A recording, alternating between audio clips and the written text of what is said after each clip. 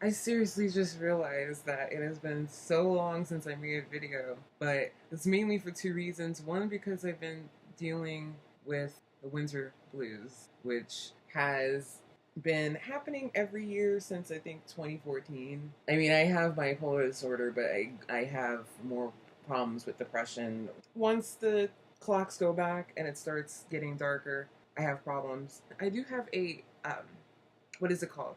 I have a light.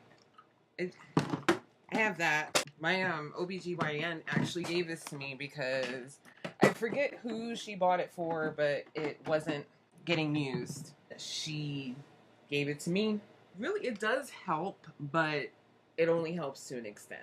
But it does help. There's always warnings when it comes to people with bipolar using it because it could cause them to go into like hypermania or mania, but I don't plan on using this in the middle of the summer or anything, so I don't think there will be a problem with that.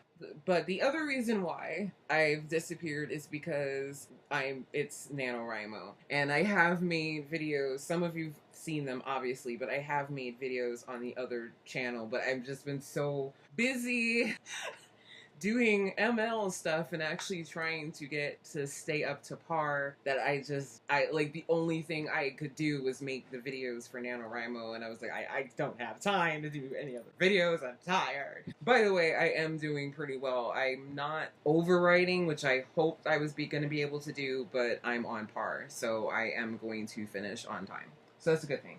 But today was very interesting today because I literally spent my entire day at the VA hospital because I would say the last 3 or 4 times that I have gone to the hospital, I've taken the volunteer services van, which means that there's a group of people being picked up in the area. So you're there until the last person has their appointment. My appointment was supposed to be at 11:15 or 11 o'clock. The last appointment was supposed to be at 1, but I think we got there. I know it had to been maybe 11:30. It was before 9, and I was just thinking, oh man, because my appointment was at the specialty building because there's the main hospital and then there's this specialty building, and I was back and forth. I was like, should I go to the main building and get some breakfast or hang out, or should I go directly to the specialty building?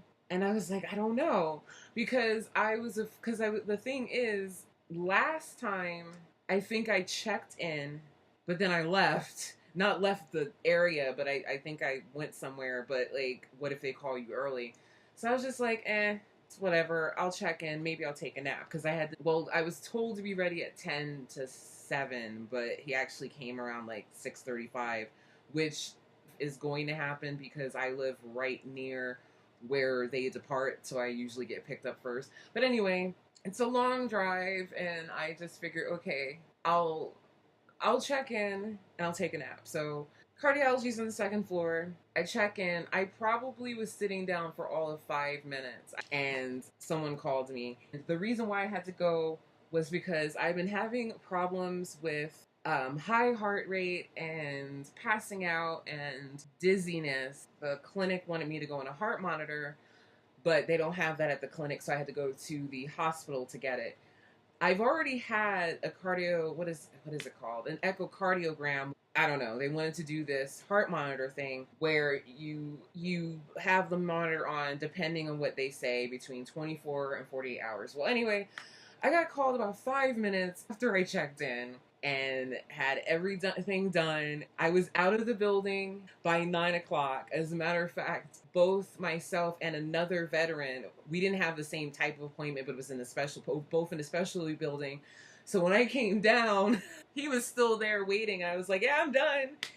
So I'm just sitting here like, oh my gosh, it's 9 o'clock and I have to wait until after 1 because the appointment was starting at 1. The driver was hoping that they could get the person who had to be in at 1 for optometry. He was hoping he can get them in early because sometimes if they know that the veteran is doing van service, they'll do it early. But when I made my appointment and they asked what day and time was good for me, I couldn't remember what days the van service goes because it's not every day. It's like 3 days out of the week. So I just said, well, oh, I'm not sure because I said, I'm going with the van, so it has to be whatever van. And they said, oh, okay, so that's such and such and such. And they purposely made sure my appointment was before noon because I told them that I was going to be doing the van service. But anyway, so I spent the whole day talking to people. I've never had any problems with anybody at that hospital as far as like saying good morning and saying hello to any of the veterans. I just love talking to everybody because they're so kind. Some people may not be in the mood to talk and they'll just say, you know, good morning, but the people who are, I mean, I don't know if it's me or if it's just people are friendly, but people open up and we talk, you know, they talk about where they've been and, you know, how the military used to be, or if they're, you know, because there are younger vets, but most of the veterans that you're going to see are, in this area anyway, a lot of them are a lot older than me. And it's just so much fun talking to them. Oh, and this cool thing happened. I was sitting on this one bench and just relaxing, and there was this one veteran that was passing by, and if you make eye contact with me, I'm going to say good morning, good afternoon, how are you, because you're making eye contact with me. And he said, how are you? And I said, I'm good. And he like kind of stopped and kind of like eyed me. I had my tie-dye shirt. I've worn it a couple times in video, but it's tie-dye and it says stay weird, and I had this hat on, and he's like, you look cool, and he gave me this CD. I'm assuming that this is his, but I was like, oh, thank you. Like, I like 60s and 70s music and pretty much everything, but I got that. So anyway, finally, I think we left at 1:45. I couldn't find my mouse. I can't find my mouse, and I went to look for it, and okay, and the lights went off.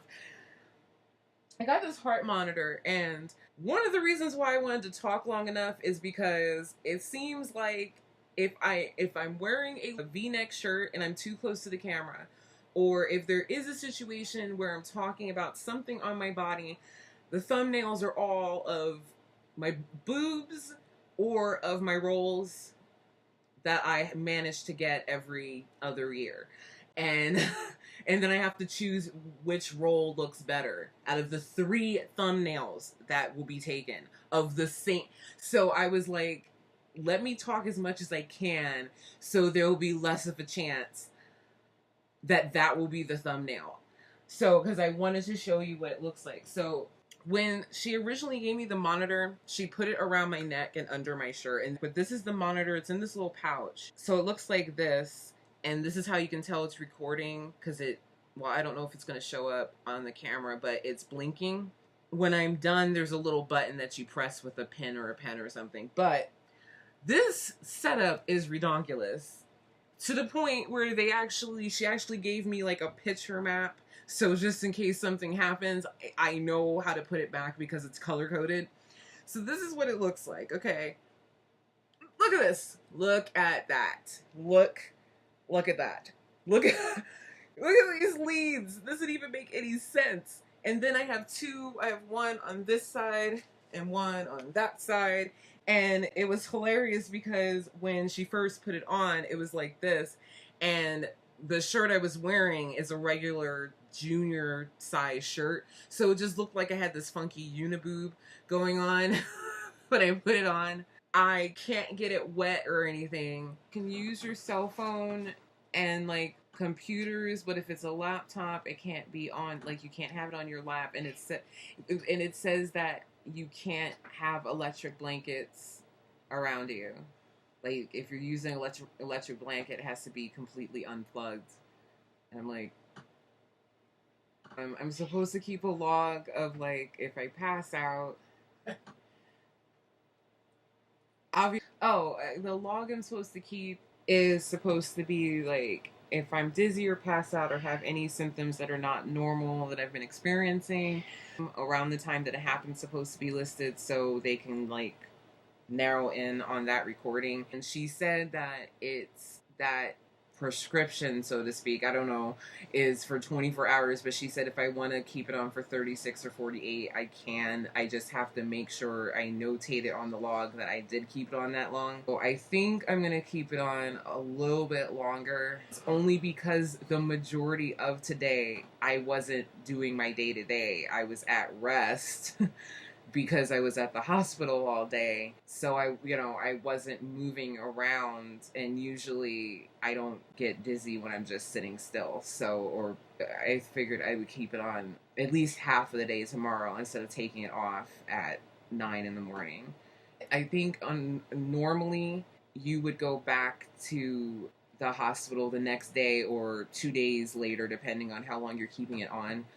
Because I'm doing the van service, I can just mail it back. It's already prepaid for. I just have to take it, drop it off at UPS. The leads started itching, like, to the sticky parts, whatever they called. These started itching, like, only a couple hours after. Hopefully this video will be up soon in a timely manner, and thanks for watching, and I will talk to you next month. I don't know when I'm going to record another video during NaNoWriMo. When does it make sense? Bye.